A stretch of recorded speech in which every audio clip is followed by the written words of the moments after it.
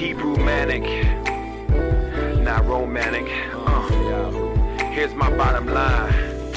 Many shot from the subject, but the subject is just not complex. And I'm facing it, not faking it. And I'm looking in the eyes, not forsaking it. Yes, this is grown music, it's marriage music, it's no fornication. This is marriage music, no adultery needed, it's my proclamation. My song's Solomon, the songs of Father, man. I'm trying you to do what the sinner of Solomon. I'ma tell you, sister, gotta keep the Torah with your aura, keep that mission. I'ma tell you, sister, if you see a good man with a wife, go get him. Talk to his wife first, no, I'm not kidding. If it's right, give him the green light, then go get him, go be with him. But first, make a covenant with Yah and quench your thirst for righteousness. Have a righteous family and make righteous kids. Bust their bubble and show them how the righteous live. Out of trouble, no drama, but I spit this. Spit this for the sisters, they be scared to admit this. Yeah, spit this instant. Spit it for the brothers, they be scared to associate with some pimp-ish. With the pimp business, we don't have to pimp this. They be write this, that's how we get this. I don't have to be a pimp, I don't have to be a G, I don't have to spit game. Have to have a lean, have to be a Mac, I just gotta be me. That's what's the guy who follow me to the T. Come on. Yeah. Hebrew manic, Hebrew manic, Hebrew manic, Hebrew manic. And I know just what you want. Who's the Yahoo writing my polygyny song? Alright. You can hear this, you can hear this, you can hear this, you can hear this. And I know just what you want. Who's the Yahoo you see, I know just what you want. I spit this international, those who graduated out, no tattoos. Those who don't see it as a hassle, it's not forcing something that you have to do. But if a sister is into you, my wife tell her yes, you can join too. Not on no nastiness, no pervertedness, no menage a trois, no freakiness. I'm peeping this, well people try to put it on. That's why I'm sitting right here writing this song. Put the truth in context, kill it all in assets, expanding your consciousness. I'm just here to try to right my wrongs, but you are here trying to ignite my rights. I keep hearing that my right is wrong, and the streets keep seeing these streets in the night. Is that alright? I'm just saying if a baller come through and sweep the whole crew, when the smoke clears, I'm just saying you can see one man who conquered the whole crew. Now this be the norm these days, please give me consideration. It will be all consenting, those trying to build a righteous nation, build a secure foundation. Why are people still hating? If I was on that evil, I would have a couple of sequels. You know how we do, we be some hypocrites in a walking contradiction. The woman chose the man, with that being said, I'm not taking no advantage. Do you understand this? Chill. Hebrew manic, Hebrew manic, Hebrew manic, Hebrew manic. And I know just what you want. Who's the Yahoo writing my polygyny song? Alright.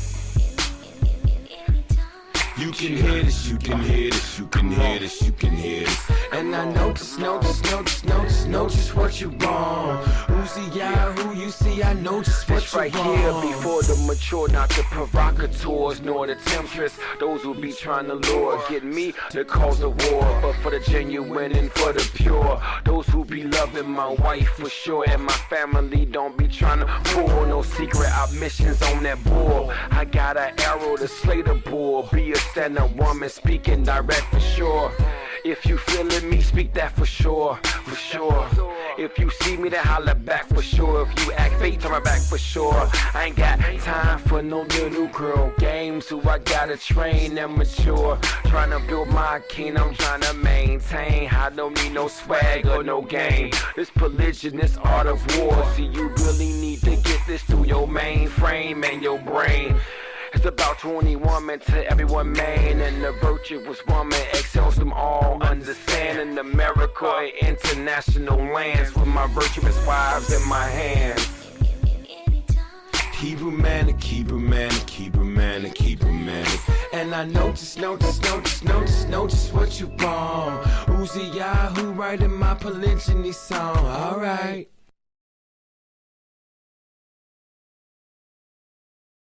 Shalom, shalom, shalom. All praise and all glory to the Most High, Bashem, Mashiach, Yahweh Shai.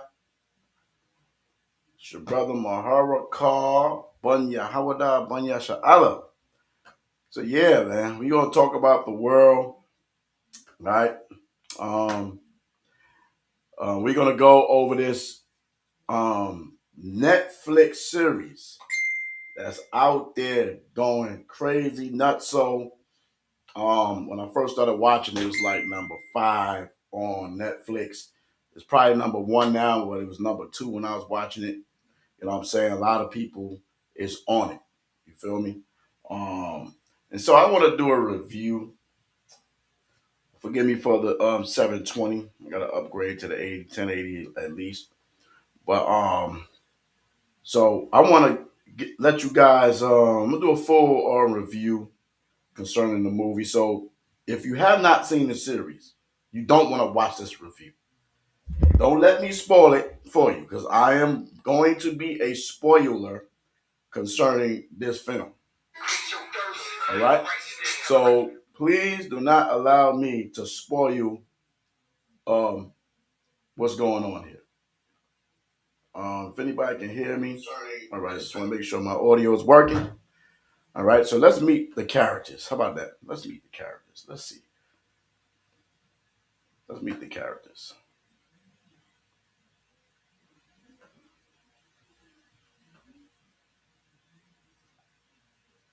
Hold up. Hi guys, my name is Gugu Gumede. Yeah. Hi, my name is Gwanelim Teta and I play the character of Mati Pangosi on The Polygamist. Hi guys, my name is Gugu Gumede and I play Joyce. My name is Kenneth Nkosi and I play Makesh. Huh? Nolutando Shabalala here. I play the character of Ugumi. Hi, this is Celeste Ntuli. Hi, my name is Tando Khorohe, and I play Mama Grace. Hi, my name is Wanda Ndlovu and I play Menzi Gomora. Hi, my name is Lazi Keaton Zebesha and I play Sarah Gomora. Sanbonani, my name is Luyanda Zwane and I play the role of Lindani. Hey Taras, my name is Ustumom Charlie. I play the character of Ucho Nasi on The Polygamist. Listen, can we talk? Can we talk? Can we talk? Can we talk? Huh? Can we talk? Can we talk? Is the space safe? Is the space safe? Is this space safe? Is this place safe? Cast of Polygamist. 12th of June. On Netflix. Let's go!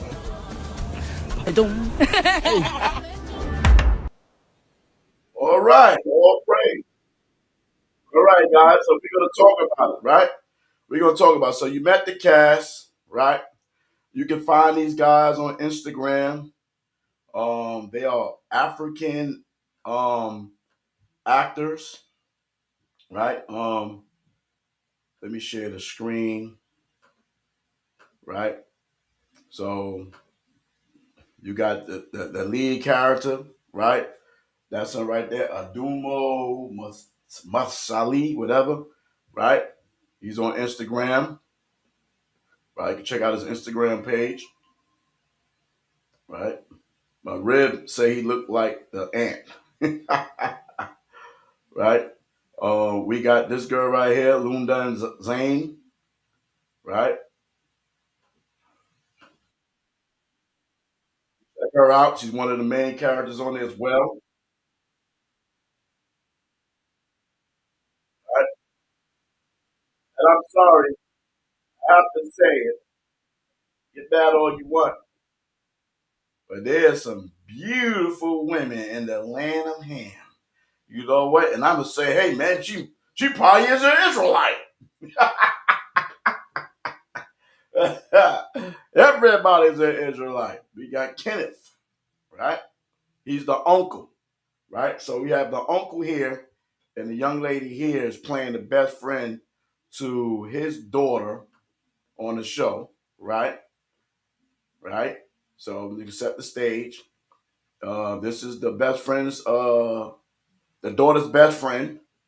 This is the main character's brother, right? The handler, right? This is his oldest daughter on the show,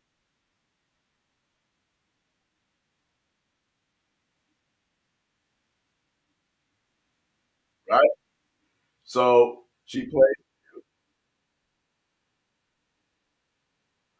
That's a video about her, but she has her own page. This is one of the wives right here. This is one of the wives, right?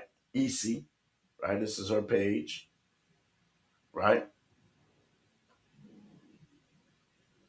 Then you have this, the daughter. This is one of his daughters. We gonna get to that, Sarah, right? That was I'm gonna talk about who Sarah is, right? Those that watch it already know. Then we have the firstborn son, who don't look nothing like him, for real. Um, Then you have the main character, this lady right here. We're gonna break her down for real, for real. This is the first wife. This is the second wife right here. Right? This is the second wife right here. Okay? That's the second wife right there. Shorty right here is off the chain. But this is the second wife. That's the first so-called wife, and this is the so-called second wife, which actually is the third wife, right? Right. And this film is based off in South Africa, so you know there's a lot of Zulu, right? Down there. This is the mother-in-law, the mother of the wife, right? That's the second wife, right? It's another page of hers. It's another page with her. It's not her official page, but there's another page of her. She's beautiful. I don't care. She's beautiful. You know what I'm saying? Y'all, you talk crazy all y'all want. Yeah. You know what I'm saying? I see why some of the elders, the men was getting the women from the land of Ham. But hold up. They might just be Israelites, right? According to Lawis, right? They might be Israelites. You know what I'm saying? Because everybody is a what? Everybody is an Israelite. Everybody is an Israelite. Okay? So I have wrote information out concerning this series. It was a great series. I'm not gonna lie. At first, it was like, what are we doing? You feel me? You know what I'm saying? But it's intriguing. It pulls you in. It's like it's a catechism of everything in marriage, right? So this is not just about polygyny, and this is what y'all have to understand. If you have a spiritual eye and you can see between the lines and understand context and things of that nature, this is not just about no polygyny, first of all. And we're going to talk about that. We're going to talk about that, right? All right, we're going to talk about that. So, Shalom, this is your brother, E37 Mahar. I'm streaming on E37 Entertainment page, my Facebook page, and on my E37 Ministry page, right? Okay, so I'll be doing a lot of these, you know what I'm saying, things of that nature, right? Fair use statement for educational streaming. Let's talk about the words. The Polygamist Review. You know what I'm saying? If you want to send some love, that's on you. All right, Proverbs 14:1. Every wise woman buildeth her house, but the foolish plucketh it down. And we're going to talk about it. We're going to talk about it over here, right? So my big sis, my big little sis, Faith in Israel, she watched the joint. We was talking about it. I told her like, I'm gonna do an official review about it, and we're gonna go into the subject matter. I'm trying to figure out what I did with my glasses, but I guess I'll be able to read the information. So let me share my document, okay, and we're gonna go over it. And those of you who have not seen it but want to see it, or just want to get to the review and get some understanding about what it is before you see it, well, you're at the right place, okay? So let's get to it. Let me share my screen so I can get my information I have put together. Everybody need to watch this movie. Everybody need to watch this series because this series is speaking about a subject matter that is happening at a rapid rate, right? And there's nothing that people gonna be able to do about it. Okay, this is called this is my Polygamist Review, a commentary on family, culture, wealth, jealousy, and polygyny. Polygyny is when a man have more than one wife. Polyandry is when a woman have more than one husband, and polygamy is both aspects. Right? We as Hebrews, Israelites, don't promote polygamy. A woman having multiple husbands, nor ancient cultures, the Bible, none of that. All right, okay. So a woman that having multiple men, like in this modern time, multiple baby daddies, they have multiple men, they have body counts that's out of the world. You feel me? That is shunned upon. and and when you see this show, it's going to highlight those different things as well. Okay, you have the young ladies talk about why you so starving to have sex, why you can't wait till you marry, right? But America, they'll tell you to experiment and date and do all this other stuff like that. So there's a lot of defining moments in here that's really dropping knowledge and jewels. So, introduction. All right. My bullet points, why I watch the series differently. Polygyny throughout history. It's all through the Bible. Why the issue was people, not necessarily the structure. See, this is about the structure, the people. The issue was people, not necessarily the structure of the institution of polygyny. Human nature versus marriage structure. Human nature versus marriage structure. The Bible has what you call a plural marriage structure or a monogamous marriage structure. The terminology of polygyny, polygamy, and polyandry is not in the Bible, right? But the concepts are, right? Commentary. The Polygamist is much more than a television drama. As someone who understands that polygyny that I've been practicing and been doing out in the open for 20 years now, okay? Whether someone to say it hasn't been always successful or whatever the case is, runaway wives and this, that, and the third, and the whole nine, that has nothing to do with the institution of marriage, of multiple wives or monogamous wives. It comes down to people, to people, and the society that you live in, right? So the polygamist is much more than a television drama.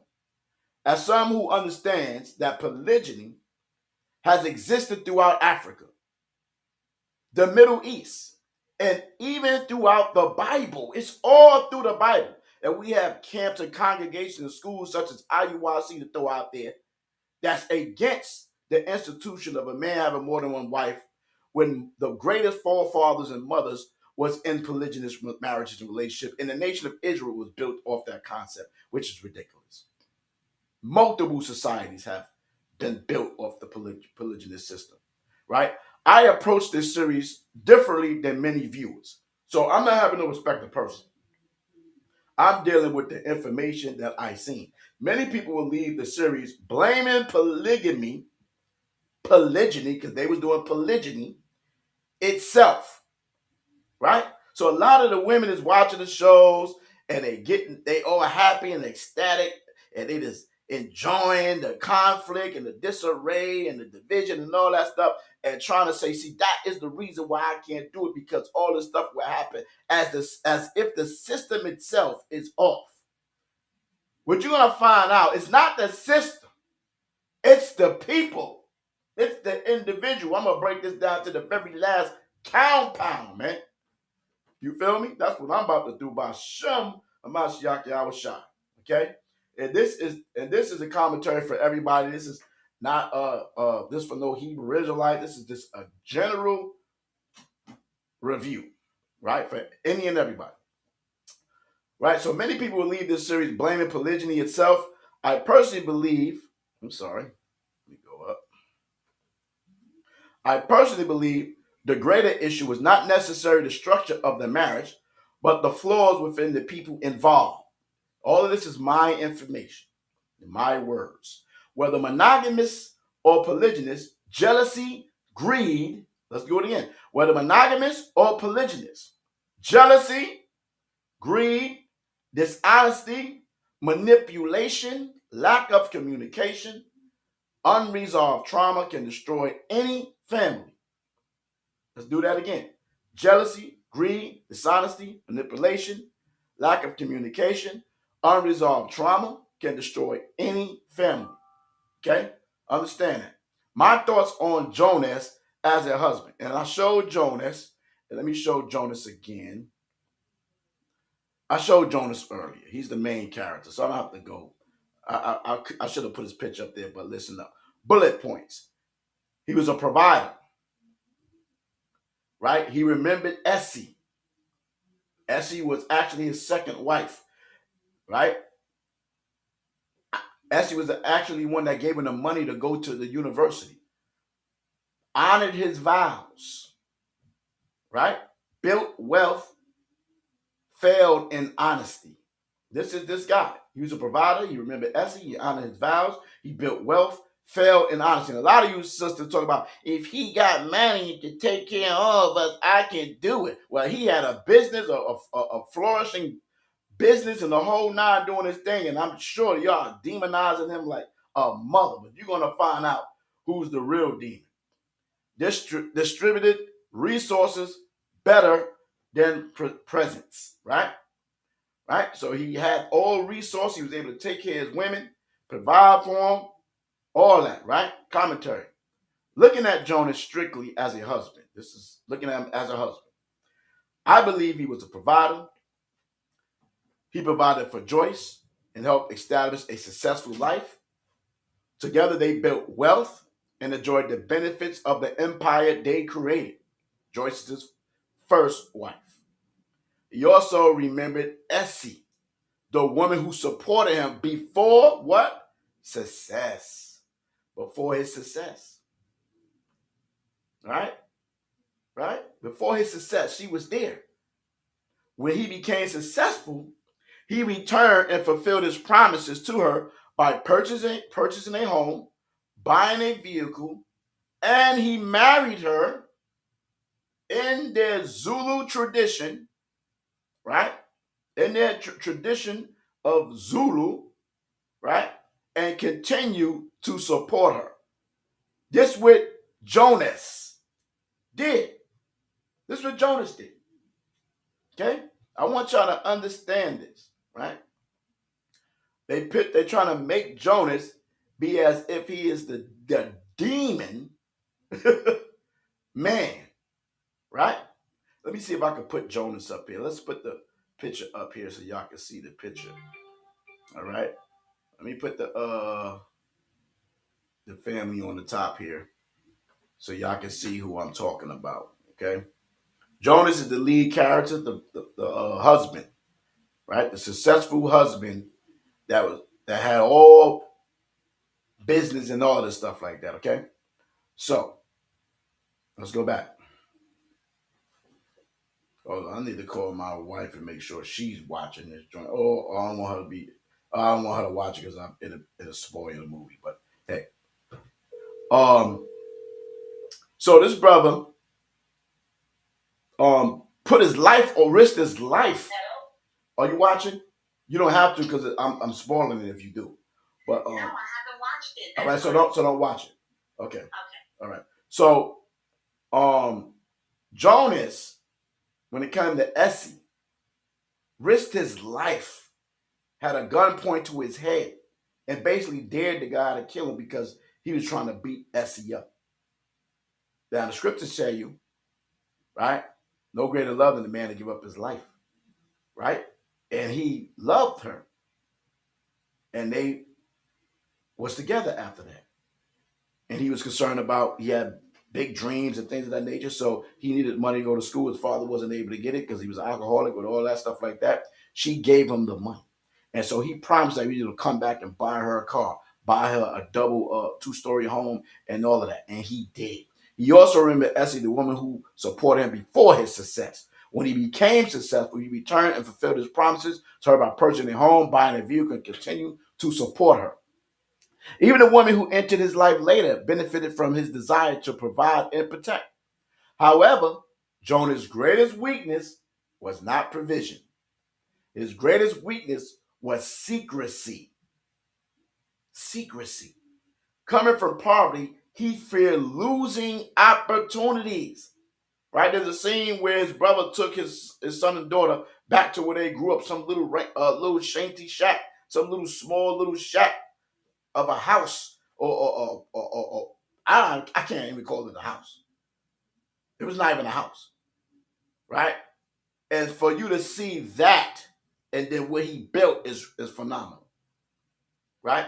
So it says his greatest weakness was secrecy. Coming from poverty, he feared losing opportunities, desire to protect wealth, and status caused him to hide truths that eventually destroyed the family.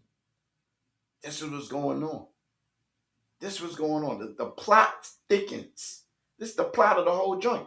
The tragedy of Jonas was not necessarily polygyny. The tragedy of Jonas was dishonesty. Right? And a lot of you sisters would agree that dishonesty is not good, and he should be truthful, he should be honest, and I agree. I agree. But the ironic thing is that he's from South Africa. This is part of their culture. So they can practice polygyny. But the point is, he had fear of losing opportunities because of the first wife. Right? So let's continue. Jonah's greatest weakness, it says, fear, money, secrecy, emotional absence, unequal presence. That's what he did. This is the whole thing with him in the series. He was fearful of losing what he had. He was all about the money, secrecy, emotional absence, unequal presence. Commentary. Jonas understood how to provide financially, but he struggled to distribute his emotional presence equally. We're going to find out why. Some children in the household receive more access to him than others, and that's not how it should be. A polygynous family should all be benefiting from the whole pie, right? Together in the big house. This is the concept. You know what I'm saying? Because why? When you read the Bible, the Concord Dictionary, it talks about everybody dwelt in the same house. The mama, the daddy, the husband, the wife or wives, the servants, right? Everything is put together, right? So some children household receive more access than the others, right? Children need more than money. Children need time. Children need affection. Children need reassurance. In my opinion, this became one of the greatest weaknesses in Jonas and one of the central tragedies of the series. Okay? These reasons right here. Children, right? It's about rearing up the next generation, right? Some women can't have children. Some women don't want to have children, right? Some women physically can't have it because of medical reasons. Children need more money. But when it comes down to the children need more money, children need time, children need affection, children need reassurance. Joyce, let's get to Joyce. Because she's the main figure as the woman that all of females is going to gravitate to, and they feel that I'm going to gravitate to the man. But when I first started watching the series, I was like, what the hell is this? Is this polygyny? This man is going off. He's trying to divorce her, right? He got another one on the low. Like, what are we talking about? What are we doing? Right? You know what I'm saying? But that was a great introduction to the story. Right? It's a great introduction to the story. Right? So let's get to Joyce Gomorrah. Victim or villain? Bullet point, jealousy. The Bible says a woman shouldn't be jealous over another woman. She was extremely jealous. Extremely jealous. Extremely jealous. Manipulative. She manipulated everybody. Manipulated her own self. Right? She's doing interviews, manipulating her viewers about how good polygyny is and it's their culture and all type of stuff. Full of it. Full of it. Right? Jonas wanted to divorce her when the opening, the first episode, he wanted to divorce her. She didn't want to get the divorce. Right? Public image. She was all self-consumed by her image. As you watch the show, it's all about her image. How it's going to make her look with her husband with this other woman and all this other stuff like that. She refused to divorce. Poisoning Jonas. This woman poisoned Jonas. She poisoned the man. Here we sitting over here trying to highlight her as if she is a role model. This woman she's trying to kill her husband. That's what she's doing. I personally do not view Joyce as a victim. Many viewers, let me see, that many viewers may see her as, right? Joyce was deeply insecure and heavily invested in appearances, right? Although she eventually accepted another wife, when it benefited her, she continued to resent the other women and fought for exclusive control over Jonas. Over Jonas. They sat at the table in one of the scenes after she said, I want you to become a second wife. And she basically tried to dictate where Jonas would sleep and said, you would sleep exclusively with me in this house. What are you talking about? The woman don't usurp authority over a man. Who's that man? Who's the head of the family? Is it her or is it him? You got a power of who want to control what. And this was Joyce. Although she eventually accepted another wife, when it benefited her, she continued to resent the other women, like Essie, and fought for exclusive control over Jonas. Whatever simply I may have had disappeared once she attempted to poison him and ultimately became responsible for his death. You know what this wicked woman did? She met a woman in jail in the beginning of the episode, in the season, when she was in jail for she burning up the house. And the young lady looked good in the whole night, and she told her that she had HIV. She got it from a man or whatever the case is. And so she goes back to the woman because she know her husband is weak and desire women. He desire women. He desire women. And she set him up for destruction. Let me get back. Let me let y'all see me here, man. This woman set him up for destruction. Do y'all hear me? She sent death to his door. And a lot of y'all gonna sit up there and justify Joyce because you hate the institution of polygyny. This woman put borax in his food. The Bible talks about how there's no wickedness outside the wickedness of a woman. In the book of Sirach, the 25th chapter, it goes in on the wickedness of a woman. Joyce. Joyce. Joyce is the devil that the Bible speaks of. Now, there's no respect of persons. Okay? I'm just breaking it down. Let's go. Let's continue. In my opinion, Joyce transformed from victim to villain. Yeah, if I look at her position as I'm the only wife, he lied about Essie, which was off as hell. You feel me? Because he was concerned about the money. He didn't want to lose the money. So he lied about his second wife to his first wife. And now his second wife is looking stuck like Chuck and blame and then added his brother to the lie as that was his wife. So now his brother is involved in the plot and the secrecy and lies. We'll go through all that. So it was questions that was asked. Essie is my favorite wife. Why? I say Essie my favorite wife. Bullet points: loyalty, authenticity, pain, commitment. She was committed to him. She was committed to him as much as she possibly could be. She loved him to the beginning and to the end.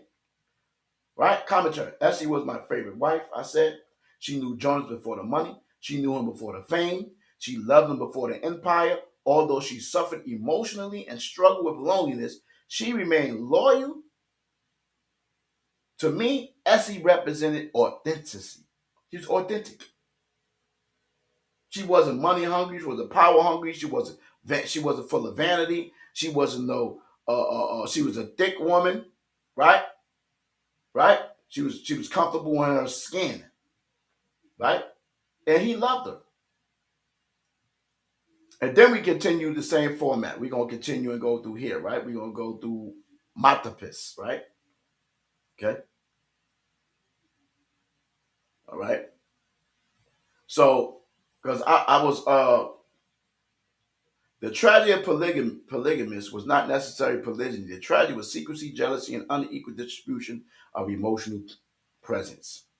Matapis, which was the second wife, thought she was the second wife, but actually the third wife.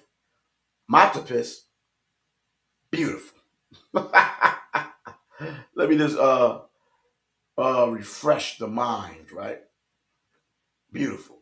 And a lot of times women get upset when they husband get the young, beautiful worlds, right? You want to get a younger woman now, especially when you got an older wife and you get a younger woman, she's mad and jealous, right? This was Matapis, okay? That's the actress that played the second wife, but really was actually the third wife, okay? That's her right there. And she got other videos all over Instagram as well. The young lady that played the second one, okay? Right? And so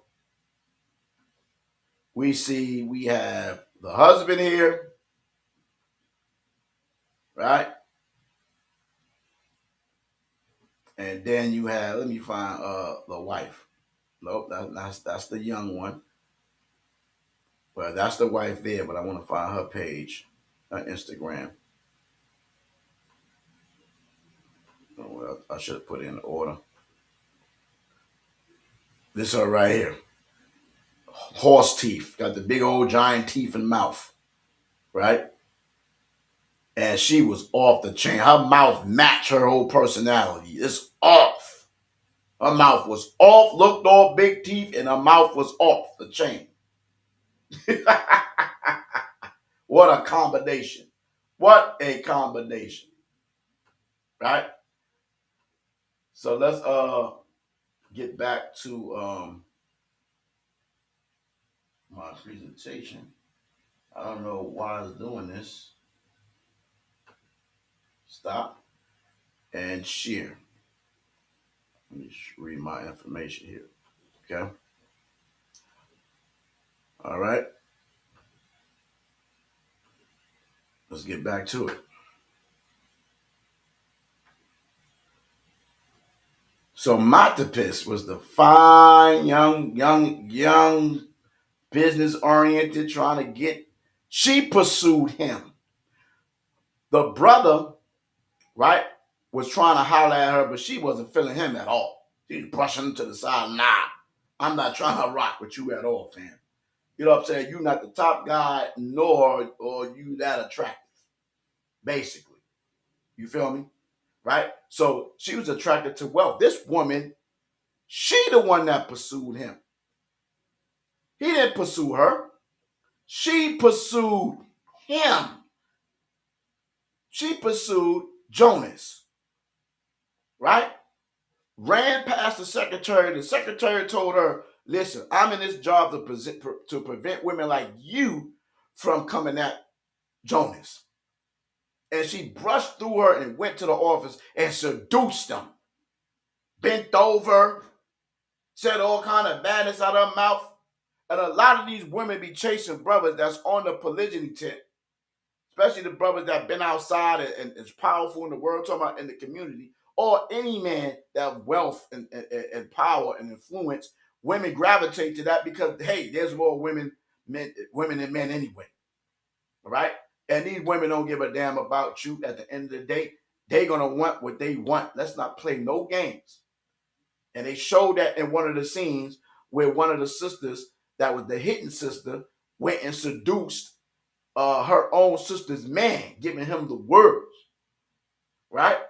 It shows you that if these women want something, they can go out there and get it, right? And the sister was thinking like, oh, my man would never do such and such as that, the third. Oh, yeah? A lot of you sisters believe that too in your mind, right? So bullet points, she attracted to wealth, desire status, opportunity driven, different motivations than Essie, right? Essie wasn't concerned about that. Commentary, in my opinion, Matapis was motivated differently than Essie, right? Essie loved Jonas before success. Matapis met Jonas after success. To me, she appeared attracted to his influence, his money, and the opportunities that came with being connected to him. I'm not saying there was no affection present, but I believe wealth and status played a major role in the decision to pursue him. Then she so-called fell in love with him, right? Because she pursued him and kept pursuing him and even had opportunity to go mess with somebody else, but then got back in a sexual relationship and they had twins. So that other situation was out of there, okay? I'm not saying there was no, so many people are attracted to security, women. Many people are attracted to success, women. And Matapis represented that reality, right? So she wanted all of that. And he liked her because she was a beautiful, physically attractive woman, young, right? Driven, right? Confident. And he wanted that. Now, let's go on to Lendani, the youth, right? Youth, opportunity, and desire. Bullet points: came from humble beginnings, close friend of Mapum, Gomorrah, the oldest daughter, raised by a struggling mother, desired a better life. Jonas saw her as a woman.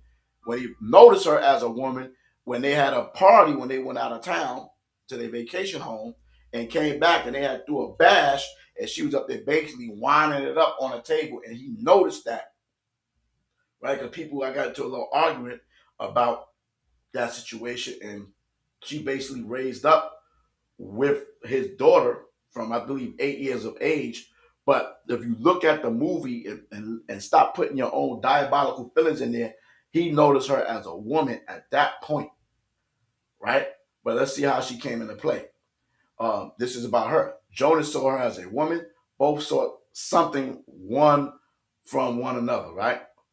Ladani was one of the most complicated characters in the series. She grew up around the Gomorrah family and became very close to Mampu. Unlike the Gomorrahs, however, she did not come from wealth or economic stability, growing up around privilege exposure to lifestyle many people desire. Eventually, Jonas stopped seeing her as simply his daughter's friend and began seeing her as a woman. Because she was an adult, I personally do not view the age difference itself as the issue. Throughout history and across cultures, relationships between older men and young women have existed. And that's a fact. But Lendani desired opportunity, security, access to a better life. Jonas desired youth, beauty, admiration, and excitement. Both individuals seeking something from each other, right? We're not going to say it's one person for it. It takes two to tango. It's both. It's always both, right? You see what I'm saying? Whether people agree with their relationship or not, it demonstrated how economics, desires, and emotions often influence human relationships. Real talk. Right here, it says Magis, Gomorrah, loyalty and sacrifice and complacency.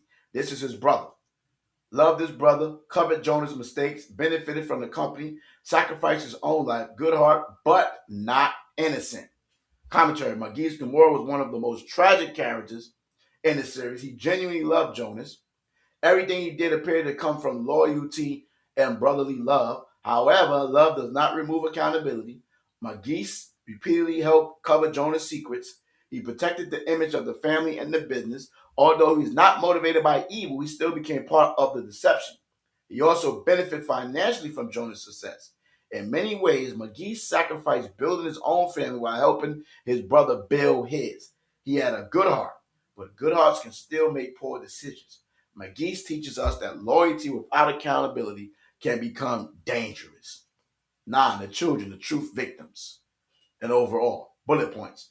Inherited conflict, suffered because of adults, desired peace, often more mature than parents. Commentary. In many ways, the greatest victim in the series were not the wives, nor was it Jonas. The greatest victim were the children. They inherited battles they did not create. They carried emotional burdens that belonged to adults. They became witnesses to jealousy, secrecy, manipulation, and resentment. Ironically, many of the children eventually displayed more maturity than the adults themselves. While the adults fought over love, wealth, and status, and the children simply wanted peace, understanding, and family. Sarah, the daughter who wanted to belong. This is Essie's daughter, right? That he lied to his first wife, okay, Joyce, and told Joyce that was his brother's wife, right? And hid that the fact that daughter was his, right? Bullet points. Knew who her father was, forced to hide it, wanted recognition, felt abandoned emotionally, searched for love. She played that role to the T. She played that role to the T, right? I even shed a couple of tears for her, right? Commentary. Sarah's story was perhaps the saddest story among all the children. Facts. She knew who her father was, but she could not openly claim him. She wanted to belong. She wanted recognition. The few moments she spent with Jonas meant everything to her, but every time he left, the emptiness returned. She watched everyone else openly receive the love and attention she desperately desired. As more children entered Jonas' life, Sarah's pain only increased. She had been there from the beginning, yet she remained hidden. Many of her decisions throughout the series reflected the pain of a young woman searching for love, acceptance, and validation. Sarah represented the emotional cost of secrecy, right? Freedom, a son who carried his mother's pain. Bullet points, not Jonah's biological son, witnessed Essie's suffering, watched the mother struggle, inherited emotional pain. Commentary, although Freedom was not Jonah's biological son, Jonah's relationship with Essie greatly affected his life. Freedom watched his mother suffer. He watched her drink. He witnessed her loneliness. Because he loved his mother, he inherited her pain. Children often suffer when people they love suffer. Freedom represented collateral damage. The pain was not chosen, it was inherited, right? And this drove him also to drink and do some drugs, right? Menzi Gomorrah, a son caught between two worlds. Bullet points, loved his father, admired his father, sided with his mother, desired his mother's approval, failed to understand his father's sacrifices, eventually became more like his father than he realized. Commentary. Menzies' story was complicated. He loved his father. He respected his father. He admired his father. And in many ways, he feared disappointing him. However, because he witnessed Joy's pain and heard the frustration, he naturally sided with his mother. He became trapped between the two people he loved. His mother provided emotional comfort. His father represented authority and discipline. Because of this, Menzies often carried his mother's resentment towards Jonas. One of the most important moments in the series occurred when his uncle took him back to where the family came from. The purpose was not to justify every mistake Jonas made. The purpose was to show Menzies the sacrifice that brought the family out of generational poverty and into generational opportunity. Unfortunately, Menzies initially missed that lesson. Regardless of Jonas' flaws, he remained a man whose hard work changed the lives of future generations. Menzies enjoyed the opportunities his grandparents never had. In my opinion, Menzies struggled to honor his father the same way he honored his mother. Life eventually matured him. Ironically, by the end of the series, Menzies began displaying some of the same desires and tendencies he once criticized in his father. Look at that. His story asks an important question. How much of who we become comes from our parents and how much comes from our own choices? Manpun Gomorrah. Growth, forgiveness, and integrity. This is the oldest daughter. Jonah's baby girl, closest to Joyce, turned against her father, right? Forgave both parents, demonstrated the greatest integrity. Commentary, Out of all the older children, I believe Mapu Gamora displayed the greatest growth and maturity. She was clearly Jonah's baby girl. He loved her deeply. However, because she was close to Joyce, she naturally absorbed her mother's pain and resentment. Like many daughters, she viewed the situation through her mother's eyes. Eventually, she turned against her father. As a stage of life, she believed her own relationship would be affected, would be different. She believed her boyfriend would never betray her, which he did. Reality taught her otherwise. Heartbreak matured her. As she went away to school and gained her life experience, she began seeing both parents differently. She recognized that different parent was perfect. She saw flaws in her mother. Well, let me say, she recognized that neither parent was perfect.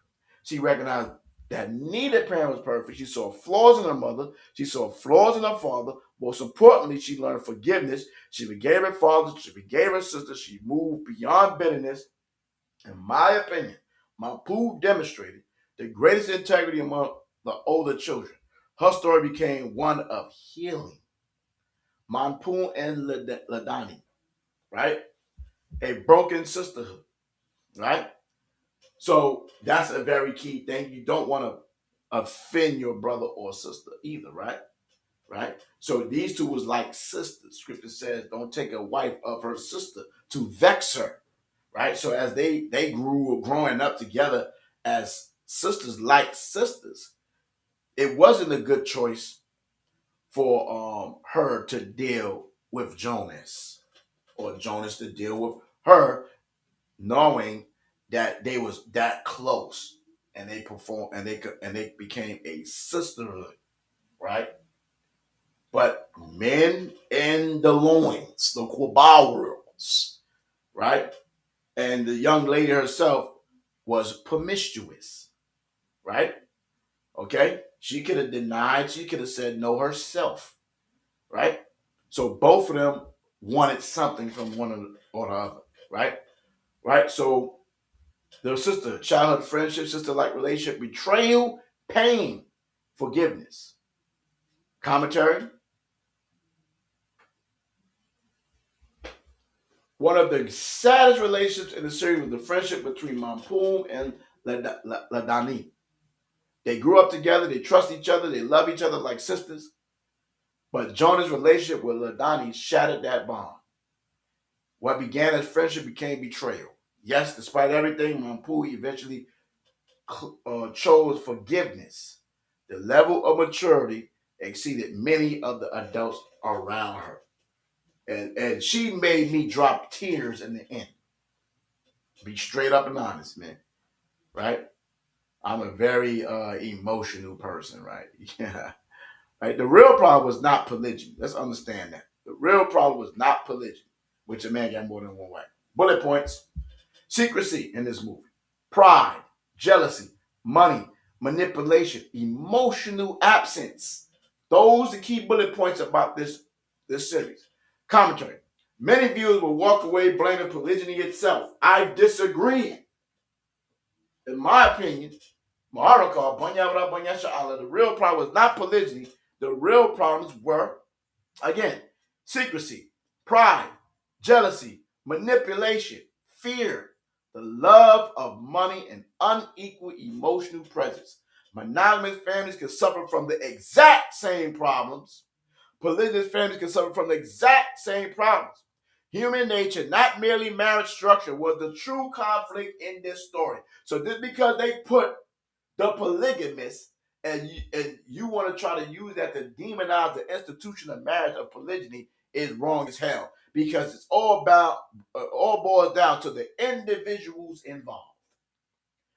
The children wanted peace while the adults fought. Bullet points. Adults pursue love. Adults pursue status. Adults pursue wealth. Children pursue belonging. Commentary. The adults fought over love. The adults fought over money. The adults fought over jealousy and status. Meanwhile, the children simply wanted family. They wanted peace. They wanted acceptance. They wanted understanding. And so instead of that, they want to bring the drama. In many ways, the children displayed great emotional maturity in the adults who created the conflict. When I watched season 2, bullet point, Jonas carried the series, so I'm not sure. Menzie may repeat patterns, which he is, because he showed that at the end. Joyce should face accountability. Oh, yes. She poisoned him, paid the doctor off to say he had a heart attack. Now he's taking heart attack medicine or whatever the case is, right? When she put borax in his food, poisoned him, trying to kill him. And then she hid what she did. So how is she innocent? All because of jealousy. And the Bible talks about her countenance change, right? When you read the book of Sirach about the woman and her countenance, okay? Right? It's talking about the wickedness of a woman changeth her countenance. She wanted her husband out of there. She wanted to unalive him. But we'll sit up here and try to justify her. We'll try to there, not including me, not me. Because I can see clearly now, right? This woman was off the chain, Joyce. Right? Off the chain, man. And a lot of these women are off the chain. And they can sit there and with a head rot and all of that and act like they're all in the spirit until jealousy come in there. Right? Sirach 25:17, the wickedness of a woman changed her face and darkened her countenance like sackcloth. Verse 19, all wickedness but little to the wickedness of a woman. Right? These are just a few quotes. Okay? So, would I watch season 2? Yeah. Curious where the story goes. In commentary, it would be difficult to imagine a series without Jonas. I like Jonas. I like Jonas, but he was tripping the hell out. He definitely was being manipulative. He was lying.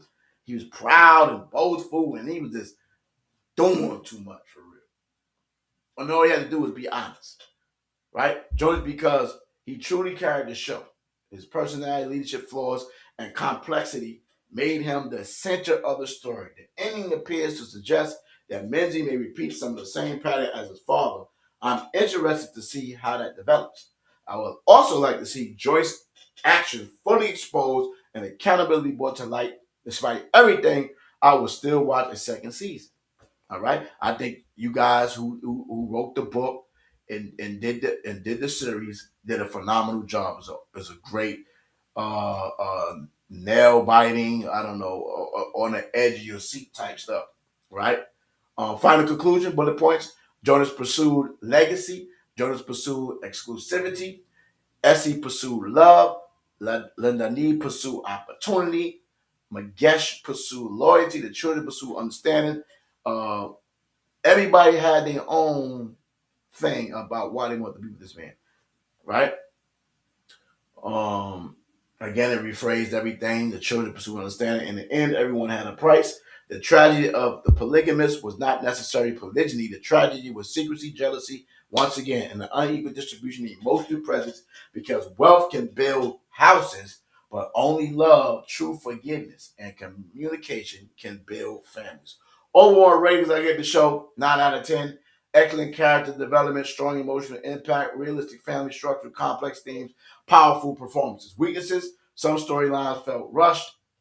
Certain characters avoided accountability. The ending left many questions unanswered. Would I recommend it?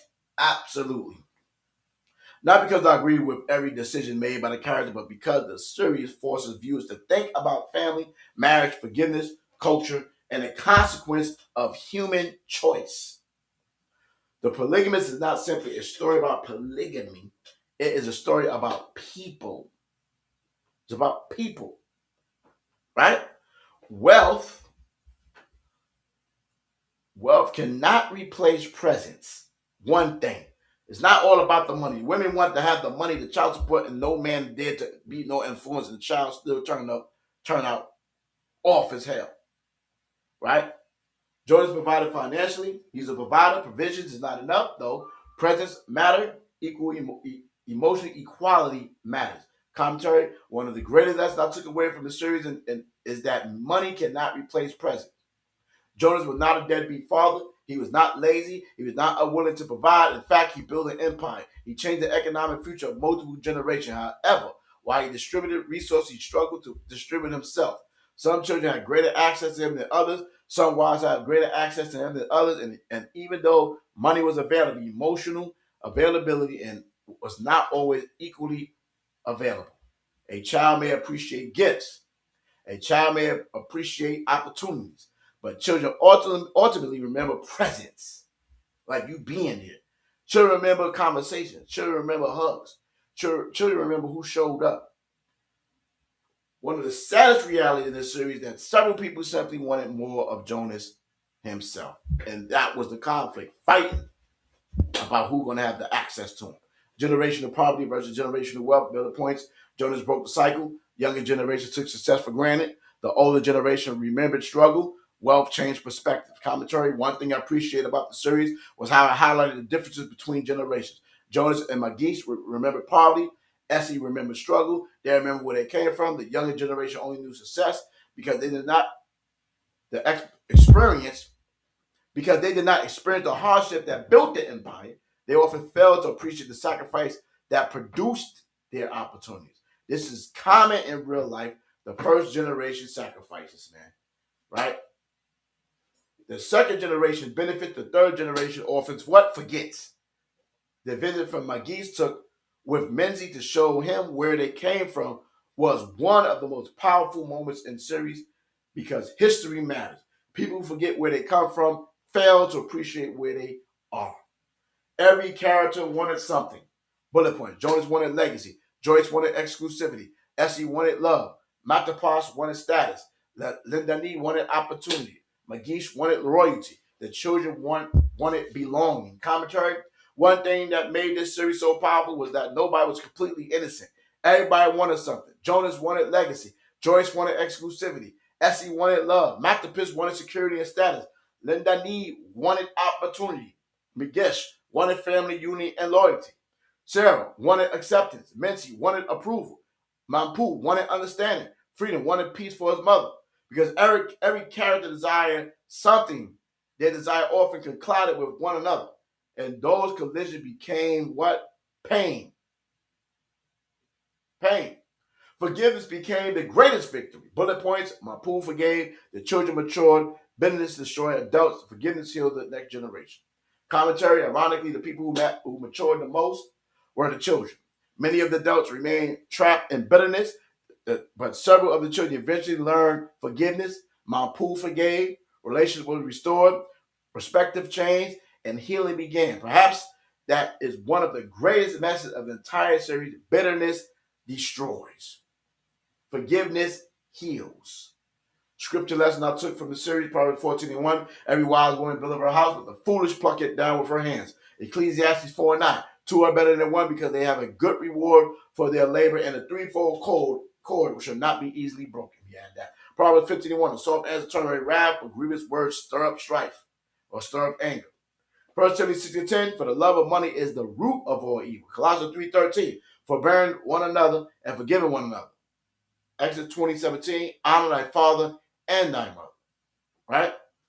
My final thought, I did not finish The Polygamist believing that polygyny destroyed the family. I finished the series believing that secrecy destroyed the family. Jealousy destroyed the family. Pride destroyed the family. Manipulation destroyed the family. Emotional absence damaged the family. Because marriage itself does not create righteousness, people do. And broken people can destroy any structure, whether monogamous or polygamous. Polygamist is not ultimately a story about marriage. It is a story about human nature. And human nature, without truth, forgiveness, and communication, eventually destroys itself. Final score, I rate this 9 out of 10. The Polygamist isn't just entertainment, it's a conversation. Right? So there you go, y'all. Right? I thought I was sharing information I was reading, but I wasn't. Okay, fine. But if anybody like a copy, you can email me or hit me up in my inbox, and I'll give you the breakdown. But there you go, folks. That's my breakdown of the series. Right? They definitely look like they're gonna have a part 2. And they should have a part 2 because this is not over. This is not over. All right. So I recommend you guys to check this out. The show is a good show. Right? is definitely a hot topic, right? Especially in the conscious community, the Israelite community, right? One man, four women, one eternal covenant, right? Presented by E37 Entertainment, right? This is my review. Hope I didn't spoil it for you. Need to go out there and watch it and enjoy the theatrics, the drama, right? The vision and everything else that come with this show. I think is one of the best series that came out in a minute. You see what I'm saying? But it's not about the institution of polygyny. It's highlighting everything. He wanted to get a divorce. You know, you're supposed to just divorce your woman for another woman. She didn't want him to divorce. Then she asked for a divorce later. She was jealous as hell, controlling as hell. Mouth was off the chain, disrespectful, right? He got to the point where he put his hands on his wives, beating them up, hitting it with his fist and all that, beating it with a belt, which I don't agree with all of that, right? So with so much going on, he lost it, right? And then he got infected by HIV by his own wife, who set him up for the murder. So I definitely got to see a part two, unalive him. I definitely have to see part two. Because this woman right here is diabolical. This woman right here left her babies and her children after that when you pursued him because you wanted status, right? This one right there was at the bitter end, want the divorce, want to send him off home with their cultural burial and everything like that. This woman right here came with the police to take his body to where they want to have the ceremony at. She disrespects the man in the grave, curses the man out at the damn ceremony, at the funeral.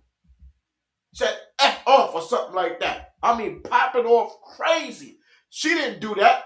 This woman cried genuinely, cleaned his body, everything. And this woman right here was a devil, man, a demon, man. Right? This woman right here was an opportunist. She wanted status. She wanted the money. She wanted the flick. She wanted the limelight. She just wanted to have something. This one right here. Right? And at this point in time, he needed her. And she needed him, obviously. Right? You see what I'm saying? Now, is anything is unlawful according to script? No. No. And he married her legally in South Africa. He married her second, and he had a ceremony, married her. He left her the house. So when you women talk about, if he got money, I don't care. I'll deal with him in polygyny. Well, he had money and substance, right? But what he did have, what he didn't have was integrity, and in terms of not being a deceiver and lying about this beautiful woman right there that was there, and she hindered her from seeing him in his last day, which is totally wicked. This woman right here is the devil that the Bible speaks of. She's the devil, and she's the second devil. She's not loyal. Even though he laid hands on her, which punched her and all type of stuff, which we not co-signing all of that. Ephesians 5, right? Where the man hurt his own flesh, right? But she still stayed, right? She was trying to steal his money. She took out, I don't know how much money out the bank account, right? It was going to run off with the man's money and all that. So understand that she's not only leaving, taking the children, but she trying to take the man's money and leave. What about that? See? What about that part? Right? Scripture says if she want to leave, she'll leave with and leave with nothing. She trying to leave with everything. Right? Somebody got a question? Your thoughts on the kind of man he is. That's what I'm going over this whole thing. He's a man that had a high appetite for women. He had a high appetite for women. Right? If the man want 3, 4, 5, 6, 7 wives and he's taking them and he's providing for them, And he's calling them their wives. He want to have children with them. What's wrong with that? The only problem was with Jonas is that he was being secretive about his relationships, especially when it came to Essie and his first wife. When they met that day, he could have said, "This is my wife." But he was caught up between money and success and opportunity that he had present with Joyce. And so he sacrificed his second wife, right, and the child by saying that was his brother's wife. And the brother ran along with it as well because of the same thing: opportunity, money. Okay? Right? So it all boils down to human nature and human nature greed and human nature jealousy. And this is how you think. Right? It's not about the institution of polygyny as that can happen, as I read early, in any type of structure, monogamous structure. Right? That's why you brothers have to be honest. You gotta be honest from the door. Don't tell half truths. Now you gotta continue to keep up with the lies and the deception, right? And they're only going to stress you out and all type of madness. You feel me? You see what I'm saying? The woman knew that Jonas was going to continue to be polygynous with the woman, the younger woman. She had an opportunity to leave. She didn't want to leave. She chose not to leave. She, in fact, is the one that offered her to be in a poly relationship and said, "I want you to be the second wife." Now, you set the stage for it. She said it, and she still tried to drag the woman, disrespect her at the christening of the babies. I mean, totally foul her mouth. She had to apologize. I mean, she was wicked with the mouth. You feel me? And a lot of this happens when you have a first wife and you get a second wife, and especially if she's a younger woman or she look good, and the first wife get in her damn bag and become the damn devil that the Bible speaks of on all kind of level. Or it's an evil, bitter person. You feel me? Evil and bitter. And then you got the competition of the woman coming in, right? Feeling herself instead of coming in humble, right? You see what I'm saying? So it shows a lot of things that I experienced in my walk, right? In polygyny, right? You see what I'm saying? I can relate to a lot of things that I've seen in that video, right? Except that I've been honest about my situation for the most part. Okay? Yeah, it's a very good show. It's a very good show. If you haven't seen it, you shouldn't be watching this spoiler. All right, because I'm definitely spoiling it. Okay?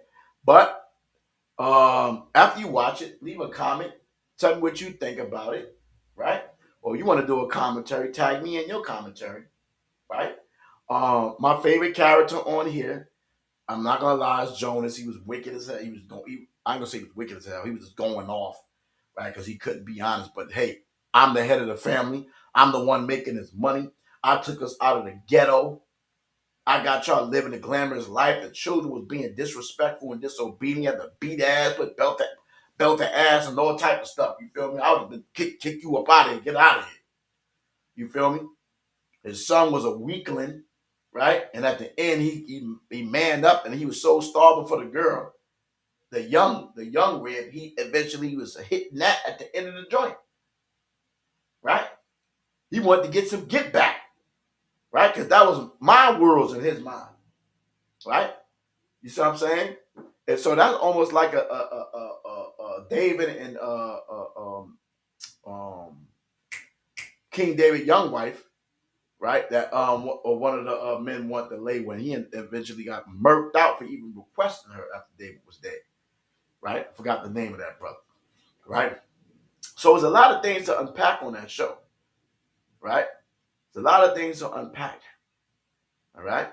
So again, it's your brother Maharaka. I want to represent E37 Entertainment, Righteous Sound Music. Check us out on YouTube. We got a lot of music coming out, a lot of things, a lot of projects going on. You know what I'm saying? But I just want to have time to go over this series, man. It's very interesting. I really enjoyed it. And I want to see if they're going to do a part two, right?